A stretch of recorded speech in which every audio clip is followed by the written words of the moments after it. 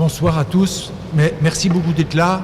Et je voudrais, avant de présenter le Père Denis, dire combien Monseigneur Dimitrios est désolé de ne pas pouvoir être avec nous ce soir. Il a été retenu et Père Denis, voilà, il vous transmet d'abord tous ses remerciements d'avoir accepté de participer à ce cycle sur christianisme et santé et tout son regret de ne pas pouvoir être avec nous. Quelques mots pour présenter le Père Denis. Alors le Père Denis sera ordonné à la prêtrise à peu près en même temps qu'il obtiendra son diplôme de médecine vers l'âge de 30 ans. Assez rapidement, il va partir en Roumanie où il va passer 3 ans et il prendra l'habit en devenant moine rassophore. À son retour, Père Denis va prononcer des vœux monastiques et sera rattaché au monastère qui est à Cantocque, du patriarcat de Roumanie. Et il sera responsable de la paroisse roumaine de Bordeaux, dont il va être libéré au moment de l'arrivée de Monseigneur Marc. Il va être libéré parce que, parallèlement à cet engagement ecclésial, le Père Denis va mener une carrière dans le monde médical. Père Denis est infectiologue et il est responsable de l'unité des maladies tropicales de l'hôpital de Bordeaux. Le thème que va aborder le Père Denis aujourd'hui est le thème de la pandémie à l'épreuve de la foi. Et en fait, cette pandémie que nous venons de vivre, ce n'est pas la première que le Père Denis a vécue, parce qu'il a été et est toujours responsable du programme relatif à Ebola en Afrique. D'ailleurs, il va tisser un lien très particulier avec ce continent. Et il sera également un spécialiste, il est également un spécialiste reconnu sur toutes les questions relatives au SRAS. La conséquence de toutes ces compétences réunies vont le conduire à être aujourd'hui, et depuis maintenant, je crois, 2 ans, membre du Conseil national scientifique qui accompagne les pouvoirs publics et le président de la République dans toutes les décisions qu'ils sont amenés à prendre face à cette pandémie de la Covid. Cette pandémie de la Covid, elle a frappé le monde entier et en fait, elle a cassé beaucoup de repères. Elle a cassé beaucoup de repères chez les uns et les autres, et notamment dans le monde occidental, qui vivait dans un sentiment de sécurité et d'immunité, et qui tout d'un coup va découvrir sa fragilité. Et c'est là où les 2 compétences de Père Denis, cette compétence ecclésiale, cet engagement dans la foi et cet engagement médical, sont passionnants pour nous. Et dans l'histoire de l'Église, la science et la foi sont intimement liées, on le sait. Et pas uniquement la médecine, d'ailleurs, je pense au Père Paul Flavianski, mais la médecine a une place particulière. Il n'est que de remémorer les nombreux saints à Nagir, que l'Église commémore, à commencer par Saint Côme et Damien, et puis plus récemment, Saint Luc de Saint-Phéropole. Rassurez-vous, Père, je n'ai pas l'intention d'engager un processus en canonisation. Avant de donner la parole à Père Denis, j'ai lu un article, un entretien que Père Denis a eu avec Le Monde, et j'ai été frappé par les paroles que vous avez dites, et je voudrais les citer comme ça dès le départ. Vous avez dit aux journalistes que vous avez rencontrés que la science et la foi sont intimement liées chez vous. Sans l'une, dites-vous, je ne peux pas vivre, sans l'autre, je pourrais mourir. Comment concilier foi et science?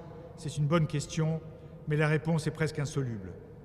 Il n'y a jamais une partie qui prend le pas sur l'autre.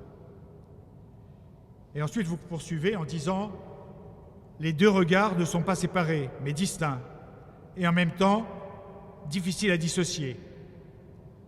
Mais l'un ne pallie pas l'autre, et l'un ne complémente pas l'autre non plus.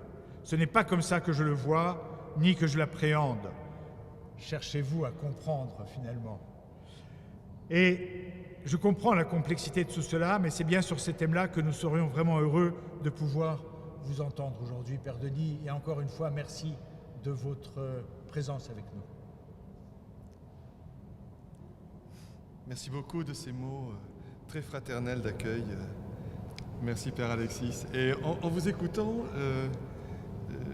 je me rappelais, à propos de votre dernière phrase, une phrase de Gaston Bachelard. Ah, parlez dans le micro. Ah, d'accord. Il faut que je prenne le micro. Une phrase de Gaston Bachelard à propos de la pensée scientifique. Et Gaston Bachelard écrivait « La pensée scientifique, c'est penser contre son cerveau ». Ça paraît étonnant, mais en tant que croyant, en tant qu'homme de foi, sur un chemin de recherche du sens de la vie et de quête du salut, eh bien, cela nous rappelle la rencontre que finalement la science n'exclut pas, qui est celle de la rencontre avec le cœur. Dans le monde, on parle beaucoup du cœur. Le foyer, le monde orthodoxe, la théologie orthodoxe est pleine justement d'une acception dynamique de la vie.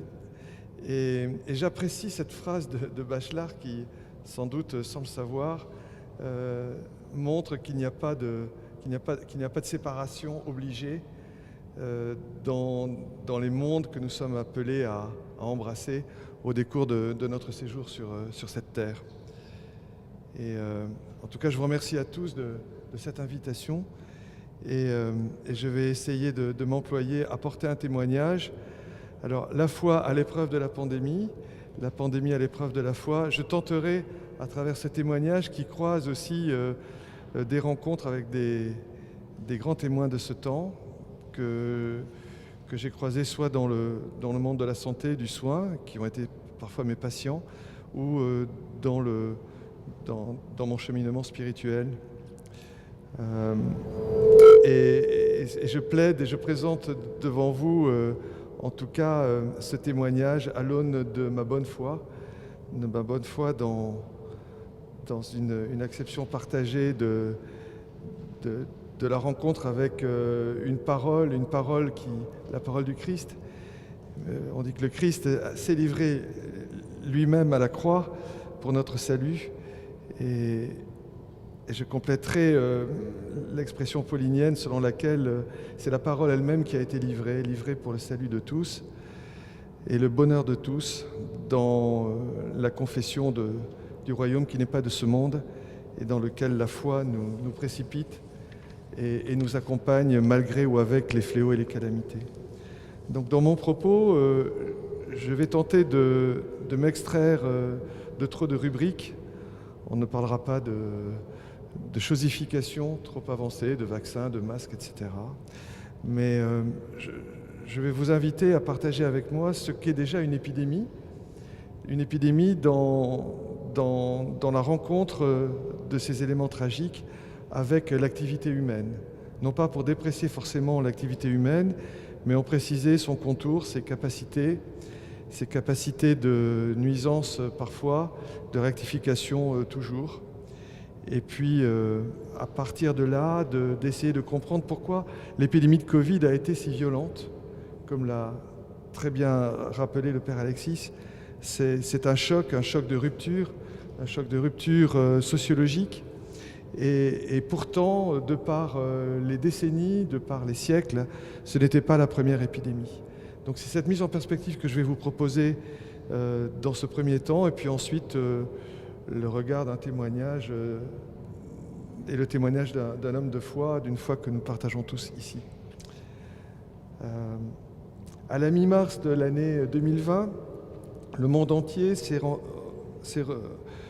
refermé sur lui-même, comme jamais il ne l'avait fait auparavant.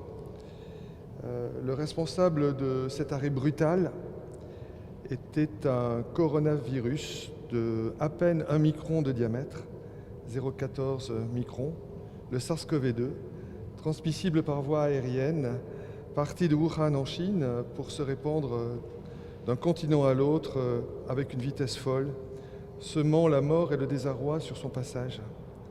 Le nom porté par la pathologie que cause le coronavirus, ce coronavirus est la Covid-19. Le XXIe siècle avait pourtant connu au moins déjà 3 crises épidémiques avant l'irruption de la pandémie de la Covid-19.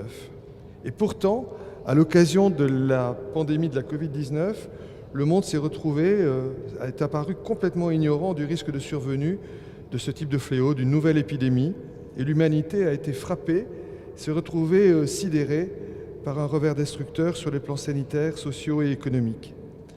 Et paradoxalement, la communauté internationale disposait pourtant d'un niveau de connaissance, d'un mode de ressources et de technologie permettant de repérer les signaux d'émergence de cette crise.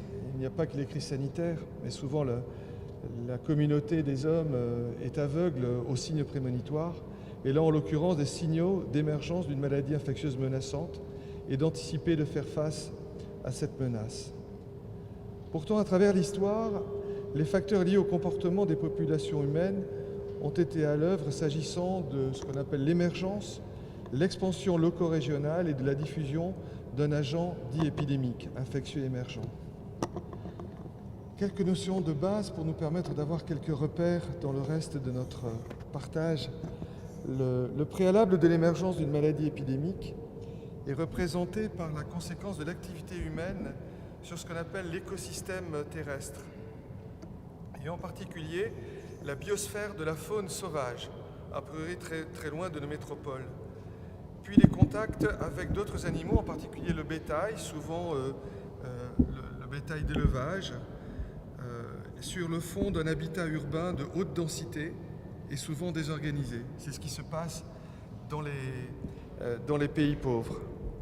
Par la suite, d'autres facteurs déterminent la production de ce qu'on appelle des chaînes de transmission et d'implantation de l'agent émergent par le truchement de la mobilité humaine, qu'elle soit consentie pour des raisons de lucre de tourisme ou contrainte, les réfugiés, les migrants issus des conflits de ce siècle, des déplacements internationaux, animaux également et humains, et du commerce international. Au cours des 2 derniers millénaires cette fois-ci, et jusqu'à la période postmoderne et industrielle, des phénomènes de ce type ont prévalu à la dynamique des maladies épidémiques. Ainsi, ils attestent que notre humanité vivait déjà depuis 2 millénaires dans un espace très relié, on pourrait même dire de manière moderne, un espace connecté, un espace interconnecté. Qu'il s'agisse lors du premier millénaire de la route de la soie ou ultérieurement à travers les échanges par transport fluvial ou maritime.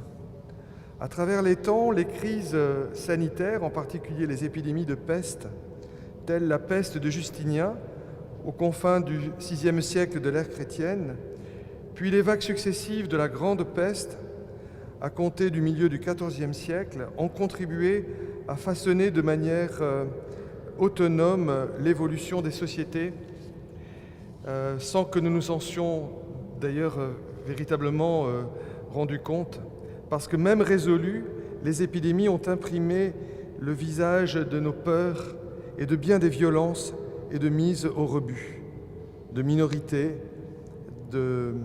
sociales et de gens faibles qui se sont retrouvés, boucs émissaires, face à la survenue du fléau. Ces effets se sont inscrits à travers les générations dans les tréfonds de l'histoire et des cultures. On les a à peine documentés jusqu'à ce jour. À compter du XIXe siècle, l'Europe va connaître une période de chevauchement entre les épidémies d'une maladie particulière qu'on appelait le choléra, la peste et le choléra, deuxième entité très emblématique des épidémies, et puis des épidémies successives de viroses respiratoires sévères qui s'étendront à chaque reprise à une large partie de la planète. La première grande épidémie de virose respiratoire sévère partira de Saint-Pétersbourg aux alentours des années 1870. Elle porte le nom de grippe russe. Et avec le développement du transport maritime transcontinental, elle gagnera le Nouveau Monde et fera presque autant de morts que la Covid-19, mais ça on l'a oublié. Les phénomènes épidémiques surviendront dès lors d'une manière accélérée, après la grippe russe, la terrible grippe dite espagnole, et cela par la collusion de leurs déterminants dans le temps et dans un espace que l'homme, avec la période industrielle, pouvait croire avoir conquis ou pouvait croire avec vanité avoir soumis. Ainsi, la fin du XXe siècle, cette fois-ci, a été témoin de la transformation, d'une nouvelle transformation du monde, d'un monde qui était déjà, nous l'avons vu, depuis près de 2 millénaires, interconnecté, vers un monde que j'appellerais globalisé. Quel est le grade supérieur de l'emprise de l'homme sur le temps globalisé par rapport au temps interconnecté? Eh bien, le temps globalisé, c'est un monde dans lequel l'espace et le temps vont être désormais contractés. Qu'est-ce à dire? Dans le monde globalisé, destruction des forêts tropicales inédites pour des raisons de lucre et perturbation du climat, métropolisation sauvage, consumérisme, croissance et mobilité incontrôlée, discorde, guerres et conflits sont devenus autant de facteurs humains conditionnant l'agenda d'une dynamique accélérée, indissociée, ininterrompue et simultanée entre émergence, expansion et diffusion d'agents microbiens nouveaux. Dans le monde globalisé, une émergence dans un lieu de la planète, souvent manifestée par un événement négligé ou prétendument circonscrit, va mettre en résonance une crise de portée internationale. La rançon en est une vulnérabilité sans précédent face à des flambées de nouvelles maladies infectieuses et la dernière pandémie à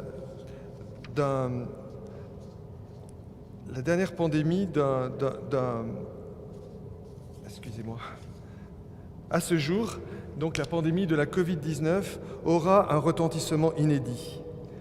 Cette pandémie va interroger les profondeurs de nos mémoires, si fragiles, si réfractaires, et sonde notre quête de sens à l'endroit du temps que nous impartissons, qui est imparti aux vivants. Les brèches du monde ont permis l'irruption absurde, violente, du malheur et de la pandémie, parce que la pandémie a profité du désordre du monde auquel nous avions consenti.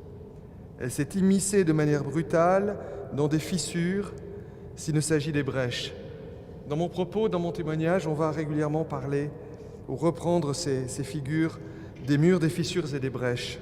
Pour le moment, nous voyons qu'elles sont faites à cause de l'homme et de son imprudence pour son malheur. Car sans détour, la pandémie nous renvoie à un exercice de discernement sur notre place et sur la nature des concessions auxquelles nous avons consenti à l'endroit d'un monde sidéré entre temps accéléré et myopie du désastre. Ainsi, des leçons de l'histoire récente, même beaucoup plus récentes encore que la grippe russe ou que la grippe espagnole, peuvent nous adresser plusieurs repères alors que la peur, les incertitudes, l'amnésie et les larmes de la création tout entière et l'expérience de nos limites appellent à repenser le sens de notre existence. Le temps, le repère que je vais vous proposer, c'est un temps que nous avons presque tous connu ici, en tout cas pour ceux qui sont de la génération entre 30 et 60 ans, et 70 ans ou 80 ans. C'est l'époque des années 70, l'époque des événements de mai 68, des événements de la guerre du Vietnam, et qui pourtant ont été en même temps celui d'une pandémie extrêmement meurtrière, qui a fait autant de morts que la Covid-19, qui tuait non seulement les anciens mais aussi les enfants, qu'on appelait la grippe de Hong Kong. Je suis sûr que la plupart d'entre nous a oublié cette pandémie qui avait cruellement frappé la France, dont on est sorti avec 5 vagues, presque comme la Covid, et cela sans mesures barrières, sans confinement. Qu'est-ce qui s'est donc passé entre les années 1970, période de la pandémie de la grippe de Hong Kong, et les années 1920? Le monde et nos sociétés avaient encore changé. Quels sont les éléments de ce changement qui font que nous cultivons à la fois cette amnésie et notre peur face au fléau et que nous ne comprenons pas la capacité avec laquelle nous pouvons nous emparer de notre vulnérabilité et de notre faiblesse pour, selon l'expression de l'apôtre, en faire une force. Un exemple, je vais en citer 2. Un exemple est celui du regard que le monde occidental va porter sur la mort. Le passage du seuil est devenu caché en 30 ans. La proximité avec la culture du trépas disparaît. Entre autres exemples, le déni de la mort s'inscrit dans des promesses ambiguës, telles la promesse de l'homme augmenté, de l'homme invaincu, promesse adressée au nom de la préséance de la productivité industrielle ergonomique à travers le mythe du transhumanisme. Transhumanisme dont on parlait dans des tas de débats en 2020 avant qu'on se retrouve tous humiliés par la violence et le côté abrupt de la Covid-19. C'est désormais à l'hôpital que l'on rend son dernier souffle. Ainsi donc, le trépas ne se vit plus en famille, mais il est caché, dénié. Et c'est néanmoins sans étonnement que nous autres, les soignants, allons nous retrouver témoins ou accompagnants involontaires de la reconstruction circonstancielle de familles décomposées, mais rassemblées in fine au chevet d'un proche vivant ses dernières heures. Et pourtant, céder au déni de la mort, c'est aussi oublier le propre de la vie, puisqu'il ne nous est repris que ce qui nous a été confié. Dans ma vie de soignant et de pasteur, le partage de la culture du trépas m'a souvent rappelé une phrase adressée par une personne que j'ai croisée dans ma jeunesse, un artiste exilé du nom d'Andrei Tarkovsky, qui, sentant sa mort prochaine, a tenté de se confronter à la question du sens de la vie dans une œuvre cinématographique testamentaire produite en 1986 du nom de « Le sacrifice ». Cette phrase, je vous la partage, elle m'avait fortement marqué à l'époque. On la retrouve, si vous vous intéressez à la cinématographie, dans l'édiction de cette œuvre. Si toute offrande, si tout don, y compris le don de la vie, tout cadeau est un sacrifice, c'est-à-dire opérant un passage sans concession du profane au sacré, le sacrifice est en retour une offrande, un cadeau de la vie qui rend celui qui donne et en retour reçoit pleinement vivant. J'oserais dire selon l'expression d'Irénée de Lyon lorsqu'il paraphrasait la proposition de l'apôtre Paul. L'homme en pleine vie, la gloire de Dieu. Les 30 dernières années auront été aussi celles d'autres confrontations que celle de l'abandon, du déni de la culture du trépas. Une d'entre elles est l'avènement de la médiation des écrans. Elle porte comme corollaire l'explosion suivie du tsunami des réseaux sociaux, des médias numériques et des relais d'information en diffusion continue, réelle ou supposée. Nous l'avons tant entendu et nous en avons tellement souffert pendant la pandémie. Nous en vivons encore avec le conflit que nous vivons, que nous supportons, avec la guerre fratricide que tout le monde connaît actuellement. Nous vivons désormais le monde à travers un tempo empreint par l'instantanéité et l'appétence de l'émotion et de la compulsion, avec comme corollaire le risque d'enfermement dans un espace in fine peu libre, liant la médiation des écrans au contrôle par les algorithmes et par la fragmentation du lien entre les personnes. Je hais cette époque où l'homme s'inscrit sous un totalitarisme universel, détaille tout, poli et tranquille, écrivait Antoine de Saint-Exupéry. Que dirait-il aujourd'hui? Et de poursuivre ailleurs. En général, il n'y a qu'un seul problème de par le monde, c'est rendre aux hommes une signification spirituelle. On ne peut plus vivre de frigidaire, de politique, de bilan ou de mots croisés. On ne peut plus vivre sans poésie, sans couleur ni amour. Et je rajouterai, on ne peut plus vivre sans des temps apaisés.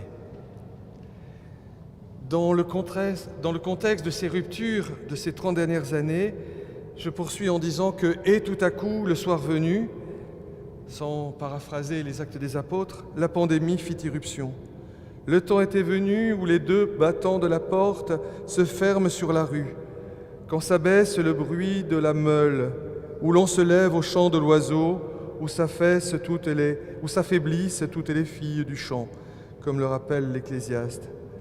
C'est une réappropriation audacieuse de ce temps et l'acception de forces apaisantes que ces 2 années de crise maintenant nous adressent. Cette réponse conjugue l'urgence sanitaire, l'urgence sociale, l'urgence culturelle et salutaire, avec la revendication d'une résilience transformée en persévérance et vivifiée par l'espérance.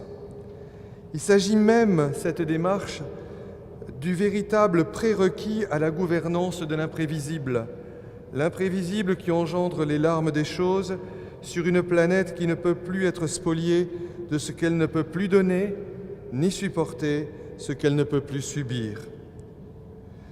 À la fin, les battements du temps long, laissant les choses se révéler librement, nous instruisent sur le chemin menant vers l'appropriation de notre propre création et de son corollaire, notre vocation, notre appel, avec comme seule arme au poing l'humilité du cœur, retourner au commencement et à son auteur, retourner à Dieu. Car en effet, les crises nous interrogent sur le propre de la vie et sur notre capacité à nous engager dans un chemin d'espérance et de retournement et de repentir. Inscrit dans le chemin entre naissance et passage du seuil, le propre de la vie trace un chemin assumant et même revendiquant vulnérabilité, faiblesse et finitude, en autant de relèvements et de marques, de signes et de manifestations du projet et de l'œuvre de la sagesse créatrice de Dieu. Les crises, les fléaux, les calamités nous rappellent que l'homme ne dispose pas de la faculté de se sauver lui-même. Selon l'adage des pères de l'Église, cette funeste illusion est le cœur du péché ancestral et jusqu'à jour de tous les faux messianismes qui apportent tant de larmes du malheur au malheur, faux messianisme de l'État, de la race, de la classe, de la technique, et c'est même la toute première arme du diable. S'agissant de la faiblesse, puisque nous évoquions en premier cette intuition et cette invitation, le pari du chrétien y trouve le fondement à travers l'image de l'agneau pauvre, juste et victorieux, porté par un ânon et acclamé comme roi par les descendants de Jacob. À la suite du Messie humble et pauvre, nous sommes en Église une communauté de pauvres dont la faiblesse et la fragilité assumée laissent éclater la puissance du Dieu Sauveur. Car face à la fatalité, face au malheur, la réception confiante de la faiblesse et de la finitude devient elle-même une fissure, mais cette fois-ci, l'ornière par laquelle la Providence va tracer un chemin de vie et d'irruption de la lumière, tracé à travers nos pauvretés et également à travers nos libertés. J'en viens aux libertés, car la liberté de l'homme est convoquée à l'agenda du programme de notre chemin à l'heure des épreuves, des calamités et des pandémies. Elle se pose en écho de l'espérance qui est en nous, de par la grâce vivifiante transmise par l'Église et manifestée dans la vie publique de Jésus le Christ. Le Seigneur a réalisé de nombreux miracles et guérisons parmi les Juifs et tous ceux qui l'entouraient. Des miracles qui étaient subordonnés à une autre signification qu'une amélioration simple de notre condition de vie. L'annonce, la révélation de la bonne nouvelle. Et de fait, Jésus le Christ et les apôtres n'ont pas guéri tout le monde. Et la paix, dans sa dimension de tranquillité de l'ordre, nous le savons aujourd'hui, n'est pas en l'état universel. Et pourtant, l'Église prie pour la paix, celle qui vient d'en haut, comme le précise la Grande Litanie, telle que les anges l'ont annoncée à Bethléem. Et également, l'Église prie dans le même temps et dans le même expire pour la guérison des malades.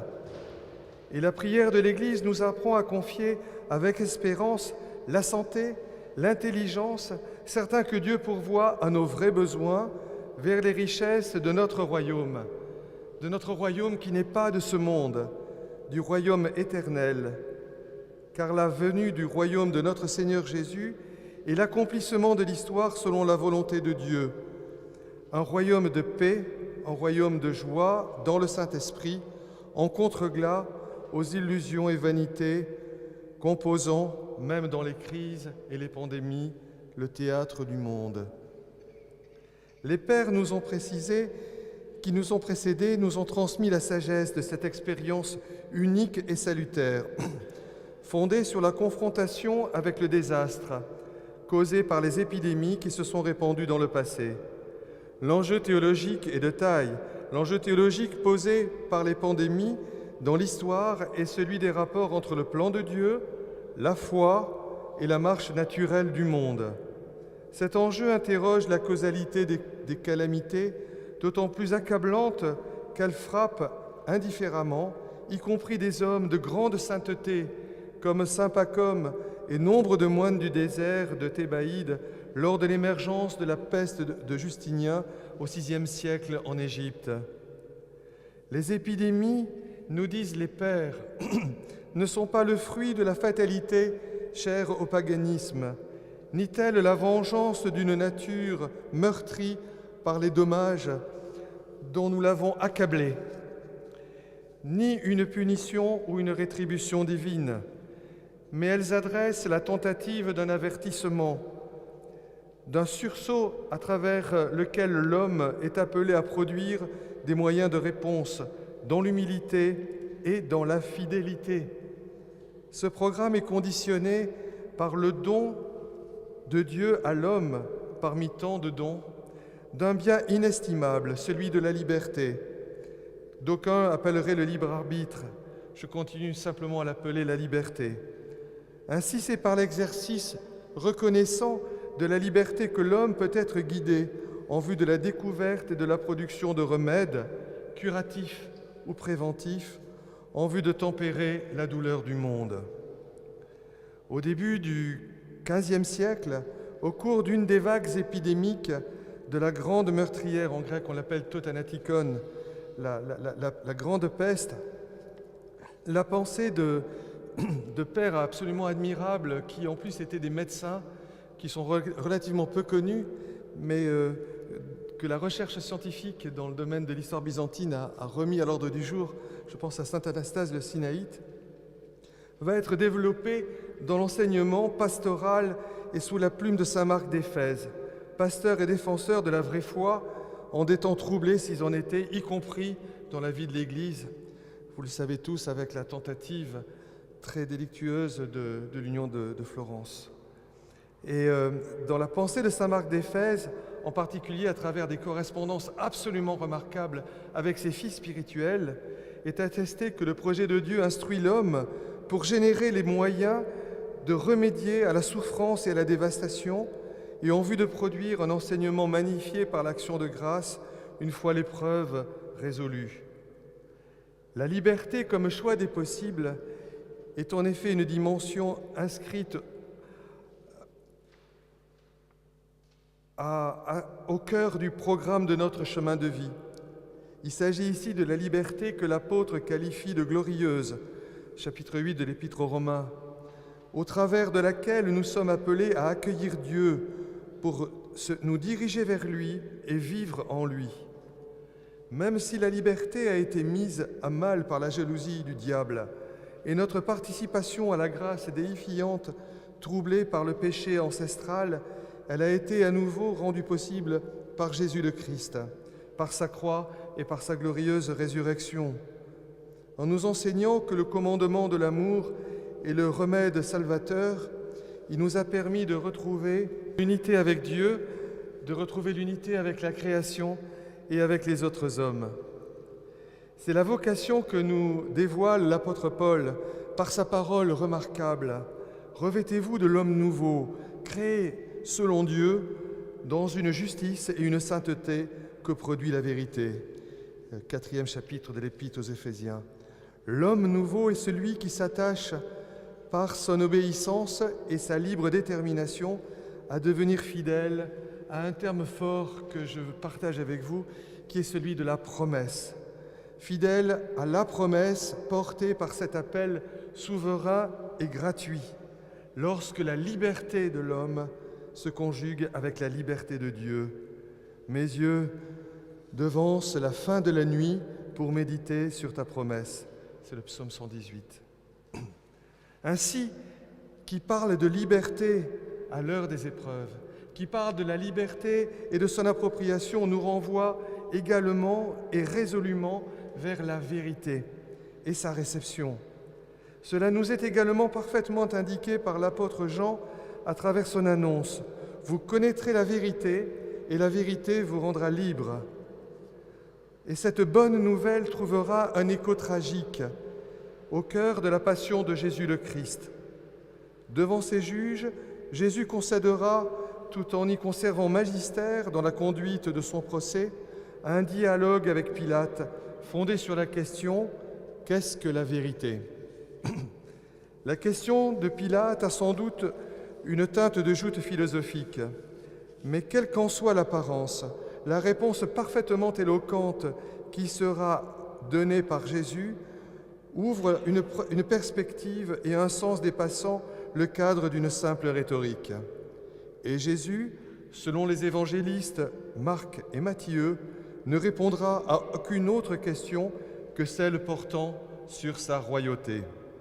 En fait, le Jesus autem tacebat, le grand silence de Dieu, se posera en contre-glas d'un jardin d'absence. La réponse remplie par le silence de Dieu sera manifestée par le chemin et l'élévation volontaire de Jésus le Christ sur la croix. Ce silence nous envoie, à l'heure de la pandémie, à la confrontation avec le temps de l'épreuve, de la ténèbre, de la calamité et au malheur. Et les crises pandémiques en sont un emblème. Et ce silence nous renvoie à un développement de l'œuvre de salut opérée dans le mystère du Christ, inséparable du don souverain, volontaire et gratuit de sa vie sur la croix.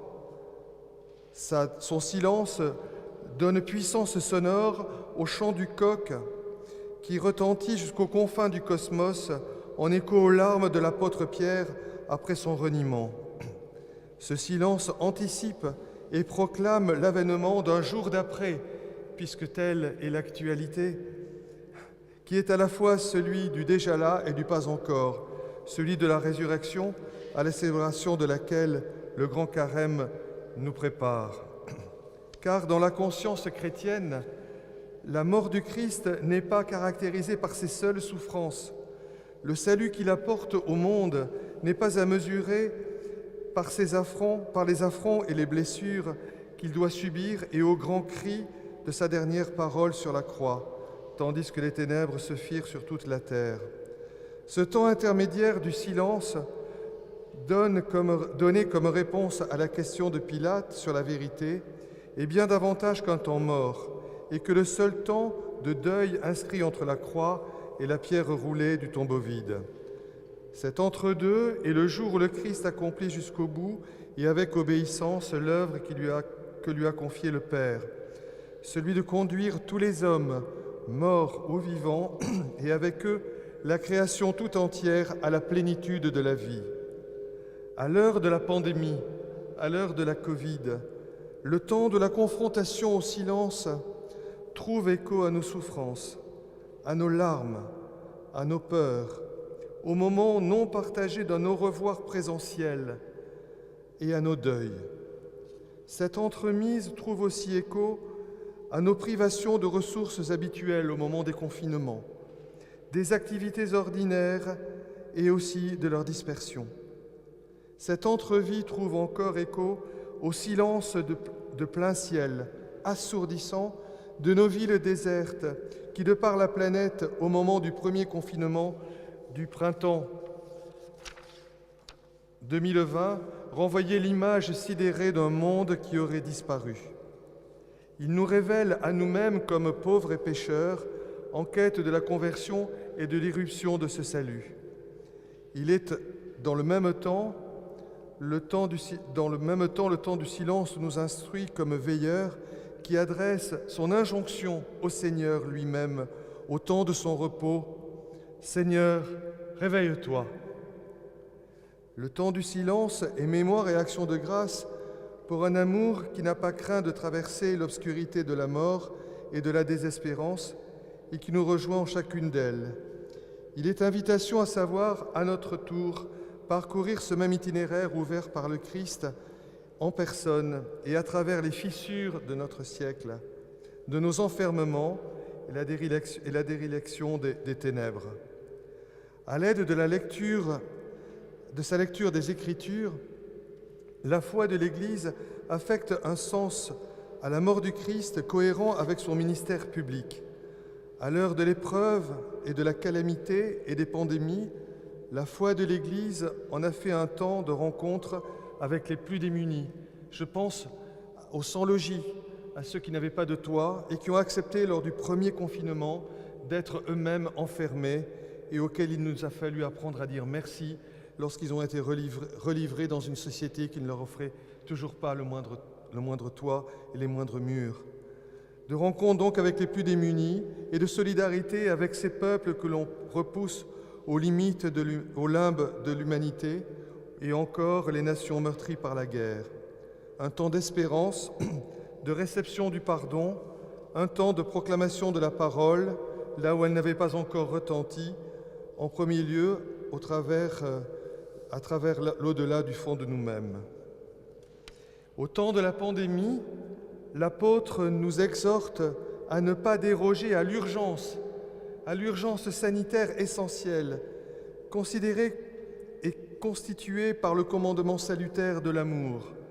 Lorsqu'il nous adjoint à ouvrir nos murailles, à ouvrir nos murs de confinement, à nous défaire des peaux en serrant notre cœur.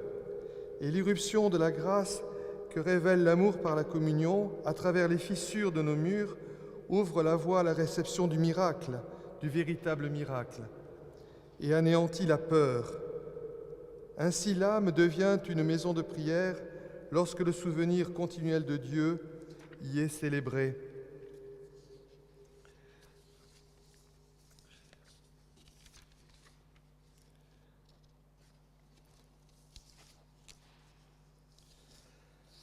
Transformant nos murs eux-mêmes et faisant de la pierre de taille et même de la pierre rejetée une pierre vivante et du mur de nos enfermements de pierre un mur de lumière, comme nous l'a très bien narré l'apôtre Pierre dans sa première épître. À temps et à contre-temps, la prière est le bien inaliénable adressé aux pèlerins sur son chemin. La prière et la prière de l'heure liturgique sont une image de l'obstination attestée par l'apôtre, un modèle quasi parfait puisqu'il épouse le rythme du temps de la création donné par la lune et le soleil, par les étoiles et par les saisons. La prière de l'Église nous introduit dans le royaume auquel nous participons dans l'avant-goût qui nous est donné à chaque sainte liturgie. Béni soit le royaume du Père, du Fils et du Saint-Esprit, maintenant et toujours et dans les siècles des siècles.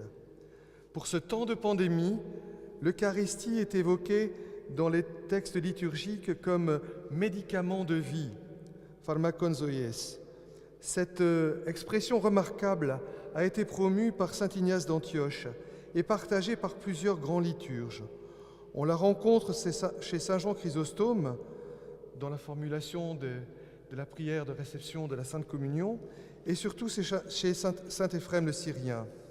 Ce repère doit nous consoler, doit nous accompagner et nous exhorter à l'heure de la calamité, même si la vie reçue dans l'Eucharistie n'est pas seulement réparatrice comme un remède, ni un simple et réducteur bien-être communautaire, car celui-ci est la pleine vie avec le Christ et en Christ, de la plénitude de la vie et de celui dont Irénée de Lyon appelle l'homme vivant, lorsqu'il inscrit son propos dans cette autre phrase remarquable de l'apôtre Paul.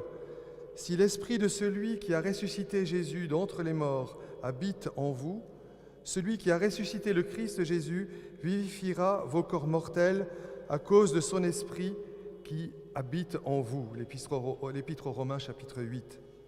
Il s'agit particulièrement ici de la plénitude de la foi dans le mystère du corps et du sang du Christ et de la joie qui résulte de l'inhabitation divine rendue possible par la participation à ce mystère. Participation à laquelle les baptisés sommes appelés dans ce lieu commun qu'est l'Eucharistie en acte, dans ce feu où l'homme est déifié et où le monde pourra devenir Église. Et c'est au travers de cette convocation par l'Esprit Saint que même en situation de restriction temporaire de sa célébration publique, comme celle que nous avons vécue au cours du premier confinement, au cours de cette pandémie, la prière de l'Église reste strictement et totalement ininterrompue. Parce que l'assemblée des disciples reste au-delà des circonstances, quelles que soient les circonstances, et jusqu'à la consommation des temps et de l'avènement de l'éon nouvelle et éternelle, réunis par l'Esprit pour faire anamnèse et annoncer en contre-glas à la pandémie un an de grâce du Seigneur. Ni mort, ni vie, ni présent, ni à venir, rien ne pourra nous séparer de l'amour de Dieu. Épître aux Romains, chapitre 8. Le temps des heures sombres qui s'imposent dans le siècle et le temps également où, nous dit l'Ecclésiaste, l'amandier fleurit, en préalable et primauté à celui où la sauterelle devient pesante et où la capre n'a plus d'effet. Oui, le temps de l'épreuve est donc une vigile, c'est-à-dire un temps de vérité, un temps de veille, d'une veille faite à la fois d'attente et d'espérance, et également un temps de quête et de cheminement. On se souvient que le Christ a exhorté ses disciples à être des veilleurs et à prier avec persévérance. Ce temps de veille reprend à son compte les prières de nuit au cours du ministère de Jésus. Il invite également à s'unir à la supplication du Christ à Gethsémani. « Veilleurs, où en est la nuit ?» Rassemblés sans céder à l'enfermement d'un jour sans fin, victimaire ou complaisant, ni se soustraire, ou s'égarer dans le rêve d'un jour d'après l'épidémie, amnésique et insouciant, le veilleur fait mémoire du jour où il n'y aura plus de larmes, ni lune pour éclairer la nuit, ni soleil pour présider au jour. Au questionnement du psalmiste, « Qu'est-ce que l'homme pour que tu te souviennes de lui ?» répond la salutaire pédagogie de l'Église, inspirée par la divine contradiction. Tu l'as fait de peu inférieur à Dieu, tu l'as couronné de gloire et de magnificence. Dans ce temps présent, elle nous appelle comme viatique de la véritable résilience. Elle nous rappelle notre vocation de gardien de la création dans la perspective de sa consolation et de son accomplissement. À travers cette intuition, elle nous rappelle notre responsabilité et au commandement de prendre soin de la nature que nous avons tant maltraitée, prendre soin de la nature par amour de Dieu et de sa création.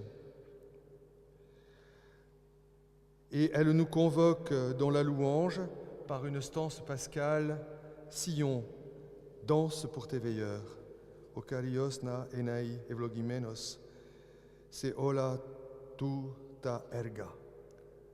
Dieu soit béni dans toutes ses œuvres. Telles furent les paroles de viatique qu'a prononcées notre Père parmi les saints, Silouane Latonite, par lesquelles je termine ce témoignage. Je vous remercie de votre confiance et de votre attention. Merci beaucoup, Père Denis, pour cette méditation, pour vos paroles. Je pense qu'elles doivent se prolonger par un partage et que peut-être les uns ou les autres, soit vous avez des questions, soit vous avez des envies de, simplement, au-delà de la question de partager quelque chose. Je sais que parmi nous avons aussi d'autres médecins, certains médecins qui ont vécu cette pandémie, certains à l'hôpital, d'autres dans des cabinets généralistes. Certains d'entre nous ont été malades ou ont eu des proches qui ont été malades.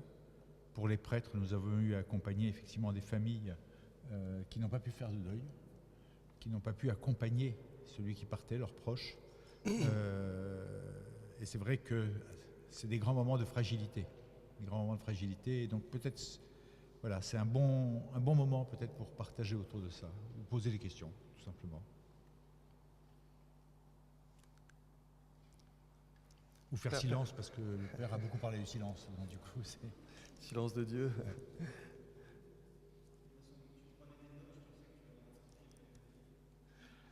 Moi Moi, je prenais des notes comme ça, mais je peux interroger Père Denis, ça j'en suis capable.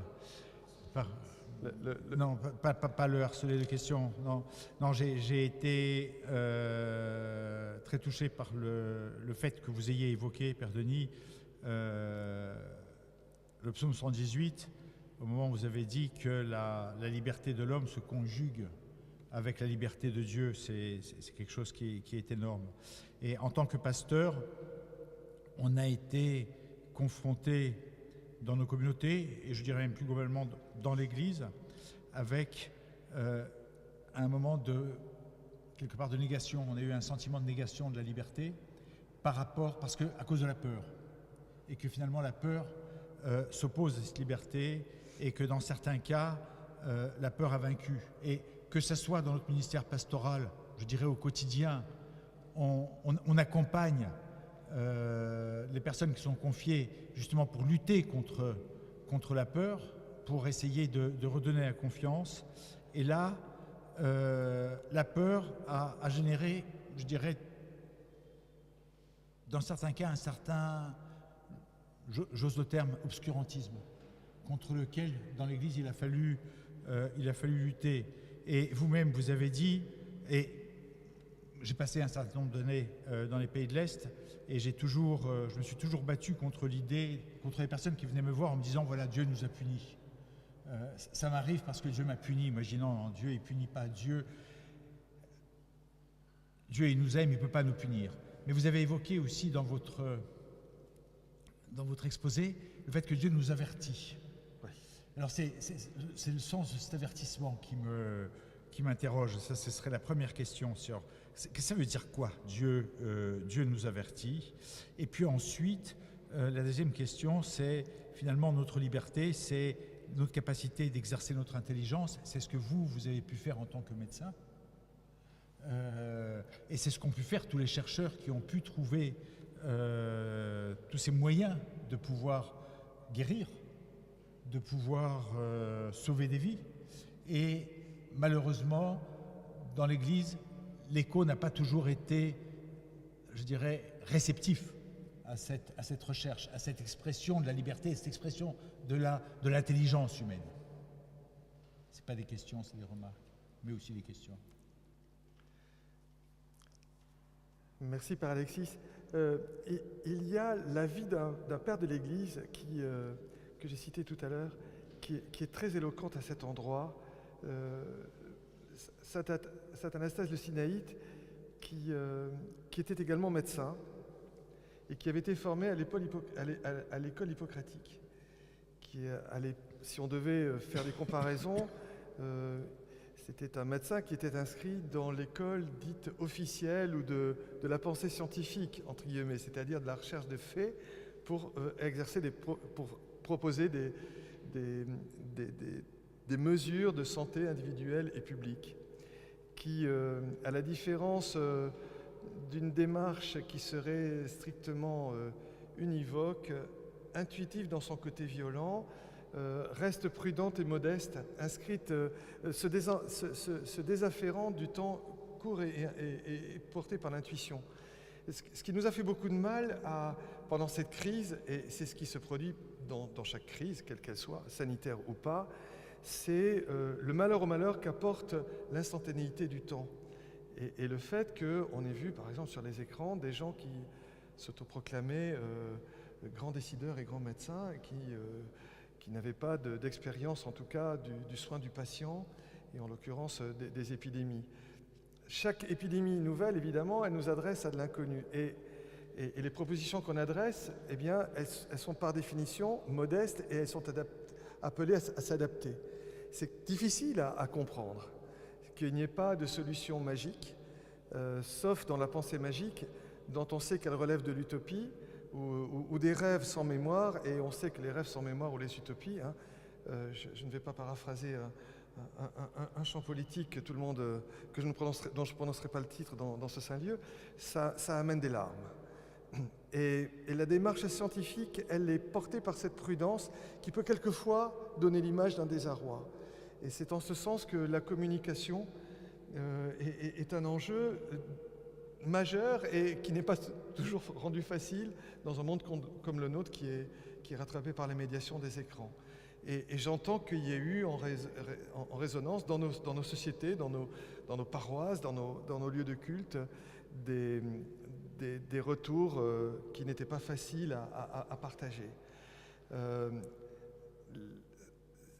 De voir des moines qui étaient médecins et qui ont fait vraiment œuvre de sainteté s'avancer avec une démarche médicale la plus modeste parce que justement capable de se remettre en question systématiquement et de ne pas poser l'épidémie comme étant un jugement, mais ce lieu dans lequel le miracle est toujours possible. Celui qui ouvre ses murs, qui laisse son mur ouvrir, non pas pour que l'épidémie fasse irruption dans ses familles et dans sa propre vie, mais qu'il puisse accueillir le pain qui vient de l'extérieur, hein, comme Sainte Geneviève a quitté Paris au moment de la calamité concernant la vie de la capitale de ce pays, et que le pain a pu faire irruption à travers les murailles de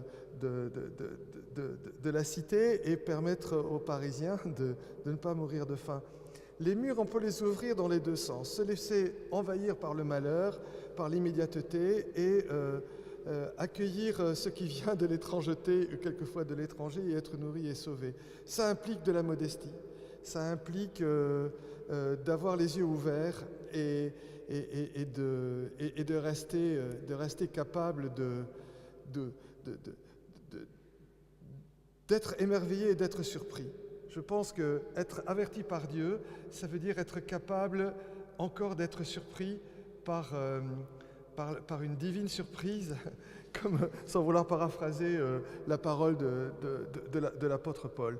Quand j'étais Rassefort, j'ai fait un pèlerinage à Jérusalem et j'y avais retrouvé, c'était un endroit, une période compliquée parce que la communauté, la représentation romaine étions entourés à côté de la Porte des Lions, d'un quartier où il y avait une grande hégémonie d'un milieu socio-religieux qui ne voulait pas trop des chrétiens. C'était pas très très facile. Et un jour, sans l'habit, je m'étais présenté au mur occidental pour aller, peut-être en silence, me poser devant ce lieu tellement emblématique de l'ancien temple de Pierre. Et avec la barbe, qui était encore plus longue que celle que je porte depuis que je dois porter des masques, dans ma vie de médecin infectiologue et chef de service, on m'a pris pour un juif, ce dont j'étais honoré, car comme le dit Léon Blois, nous sommes tous juifs par héritage. Et un vieux rabbin m'a pris par les épaules et il m'a calé le visage sur le mur occidental, contre une ornière. Et puis, il a vu que je ne parlais pas l'hébreu, et il m'a parlé en anglais, et il m'a dit « Ouvre l'œil et regarde ». Donc j'étais collé entre deux pierres, et il y avait cette ornière plus ou moins bouchée, entre cette mur, cette fente, cette brèche. Il me dit « Regarde bien, regarde ». Et je n'en menais pas large, je faisais un peu silence, il m'a dit « Regarde, tu vas découvrir...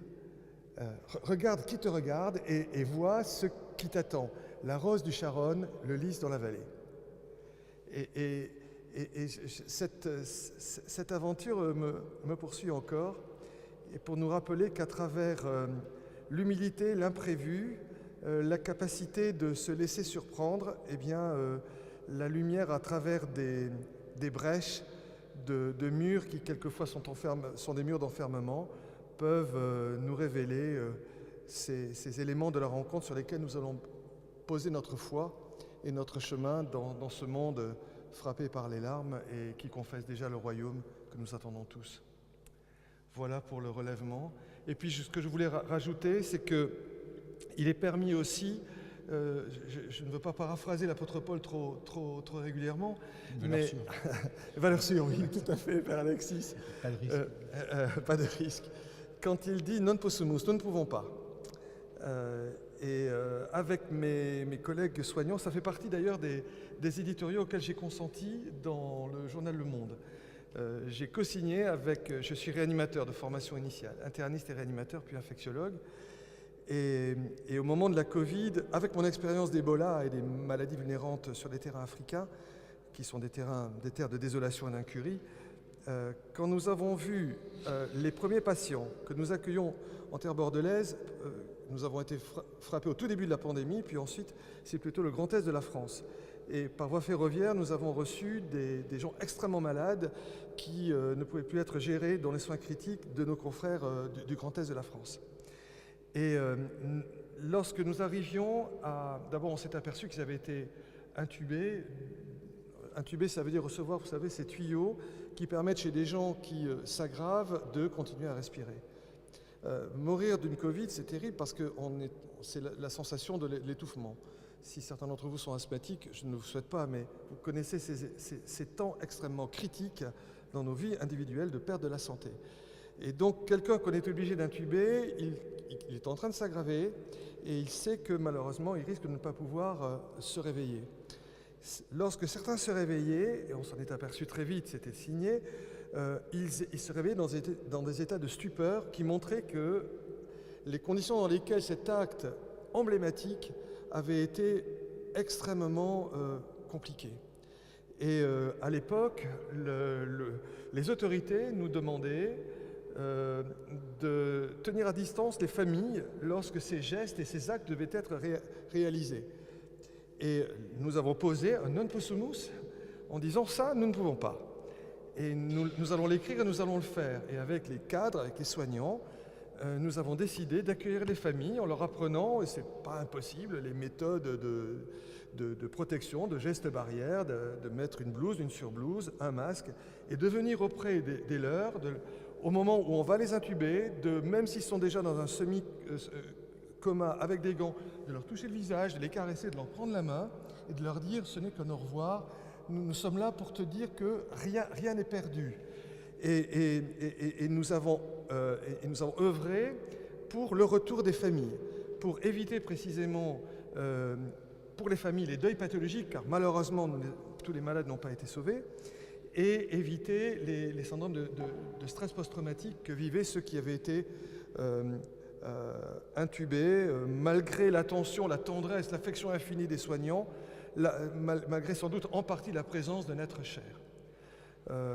Voilà, dans les temps de calamité, il faut nous est adressé la modestie, la prudence, le pragmatisme, sans céder à ceux qui, avec du rêve, de l'utopie, sur le mode des rêves qui font tant de mal, je parlais tout à l'heure des faux messianismes de l'État et de la technique, ça en fait partie. Éviter d'amener du malheur au malheur, mais nous avons une capacité d'exercer la liberté pour adoucir un petit peu la douleur du monde, sans qu'elle soit dans l'instantanéité et l'agitation. Merci.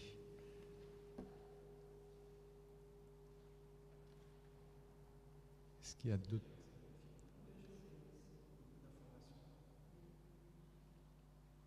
Est-ce qu'il y a d'autres questions, des remarques ou des témoignages?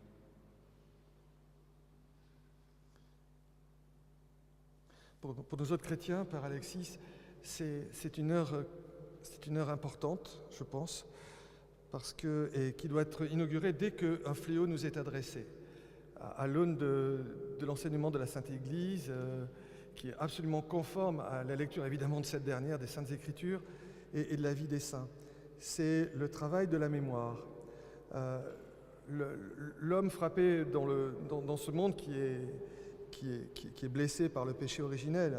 Notre royaume n'est pas de ce monde. L'homme a une propension à l'amnésie. C'est pas pour rien que dans la prière de l'Église, nous répétons tant de fois qu'il s'agisse des heures liturgiques et en particulier de la Sainte Eucharistie, faisons mémoire. Nous faisons mémoire de bien des êtres et de bien des événements. Et je pense que le christianisme, l'Église et l'orthodoxie en particulier, a quelque chose à apporter pour adoucir les blessures et la douleur de ce monde dans notre acception de la mémoire. Même pour nos défunts, y compris pour nos défunts, nous leur adressons le souhait, avec la prière de l'Église, de la mémoire éternelle. Il y avait je crois que c'était le père Evdokimov qui qui nous disait que la mémoire éternelle nous renvoyait aussi à une dimension. L'éternité de cette mémoire rentre dans ce qui permet à ce monde de conserver encore une certaine cohésion. Là aussi, un engagement, une intuition, une prophétie nous amenant vers le royaume. Et ce monde a besoin de cultiver une mémoire, une mémorialisation des crises pour qu'on cesse de nous retrouver de manière consentie dans des amnésies coupables, dont je vous ai décrit les traits sociologiques tout à l'heure, et une mémoire qui ne soit pas non plus victimaire, qui ne soit pas celle de la plainte ou d'un gémissement mercantile, une mémoire de dignité et d'espérance et de relèvement. Mais Père, vous-même, vous avez évoqué la répétition, en commençant par la grippe russe, puis la grippe espagnole, et puis la répétition et le retour régulier de ces crises de santé. Mais aujourd'hui, très concrètement, avec ce qui se passe en Europe, pour une fois, on n'exporte pas nos guerres. Pour une fois, on les vit sur notre continent. On a un sentiment de répétition de l'histoire, où justement, on n'a pas été capable d'intégrer, de mémorialiser la fragilité des équilibres qu'il y a de vivre entre nations, la fragilité des équilibres qu'il y a de vivre entre hommes, fragilité des équilibres qu'il y a de vivre entre frères, finalement. Et là, on se sent effectivement, même en tant que pasteur, on se sent démuni par rapport à l'accompagnement. Et je prends un exemple très simple. J'ai hébergé pendant un certain temps une famille qui est arrivée d'Ukraine. Et la question que me posait perpétuellement l'épouse, la maman, c'est comment permet-il ça? Là, c'est même plus Dieu nous punit, mais c'est comment permet-il ça? Et c'est là que lorsque tu exprimes justement cette idée de liberté, en disant mais c'est la liberté de l'homme, et puis voilà ce qu'en fait l'homme, que tu sens bien que tu n'apportes pas une réponse, mais tu pressens justement dans cette idée de liberté la possibilité de dire à l'autre, à celui qui souffre, que tu peux en sortir autrement que par le gémissement, justement en te tournant vers le Seigneur. Mais il faut reconnaître que c'est difficile. C'est difficile. C'est ce que j'ai essayé d'exprimer tout à l'heure, parce que je pensais à cette guerre fratricide qui nous crucifie, que certains d'entre nous, enfin, non pas par sagesse, mais il y avait des signes avant-coureurs là aussi, comme il y a toujours des signes avant-coureurs dans les épidémies. Notre seule arme au poing, c'est la prière, mais c'est une arme. La prière et l'humilité et l'acception de nos faiblesses. Au nom de la liberté de l'homme qui nous est donnée par la liberté de Dieu.